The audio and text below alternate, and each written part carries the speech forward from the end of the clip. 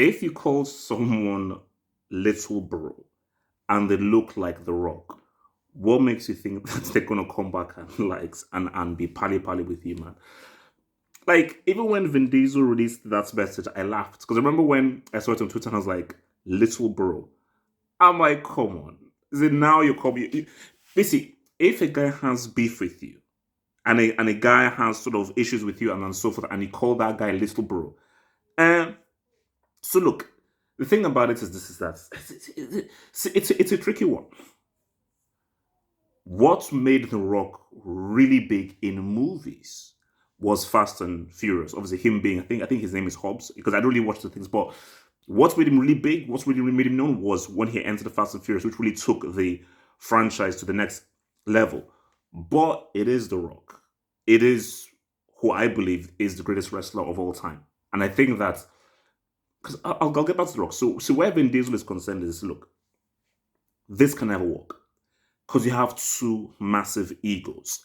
The reason why I like Vin Diesel, specifically for what I think are two amazing, because I believe Vin Diesel created, in my opinion, one of the greatest characters in movies that nobody talks about, which is Riddick. And those two films, Riddick and what's it called? What's the Pitch Black? His performances in those two films are it's freaking out. It's outstanding what he does in both of those films.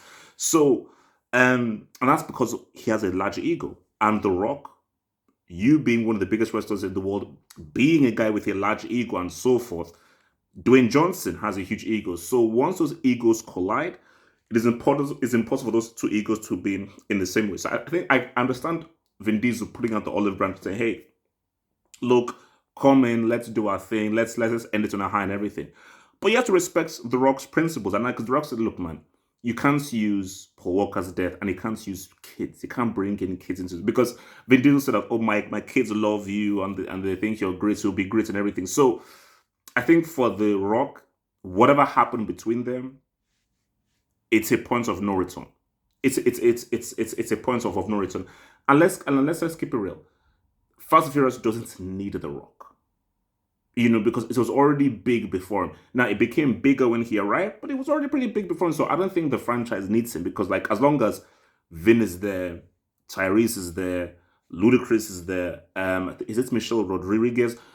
As long as those dudes are there, then that's all that matters, man. But it's funny when you look at both of these guys, man, because look, see,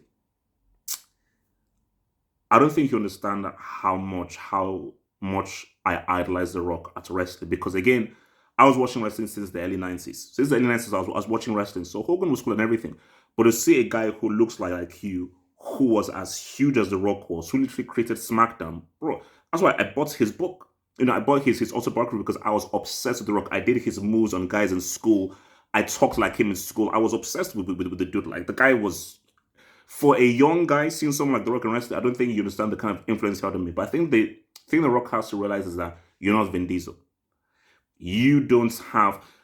I don't think The Rock has been able to crack the movie world, and I don't think he'll ever be able to crack the movie world unless he gets the right director.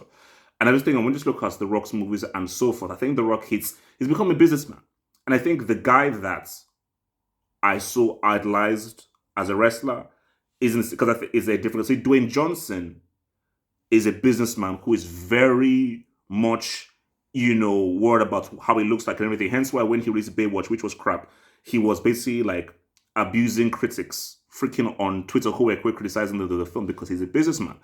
So Dwayne Johnson and The Rock, these are two different people. I think Dwayne Johnson is not a good actor.